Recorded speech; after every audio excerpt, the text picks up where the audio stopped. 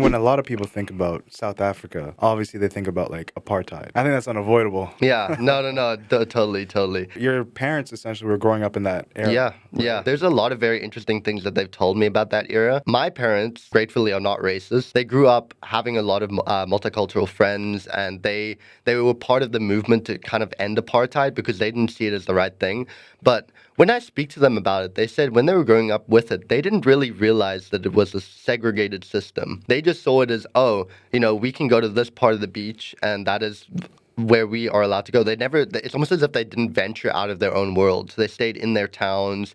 They kind of did their own thing. It was a very close-knit community. It's still very much like that with the Afrikaans people. Basically, they said that they grew up, just in this very clean, very, very interesting area. They said that it was like what people think about when you go to Europe. It's very like much European houses, stuff like that. Almost like a gated community where I think that they would have like fences around the area as well. I don't know if you've ever seen like photos of during apartheid. They had like those signs that said like only like white people only, Colored or only, yeah. colored only. Yeah. Another thing that they don't really show is the idea of fences, because fences played a very big part in apartheid to keep people out and to keep people in. It was almost like keeping people separate, and I feel like a lot of that separation is still seen in South Africa today.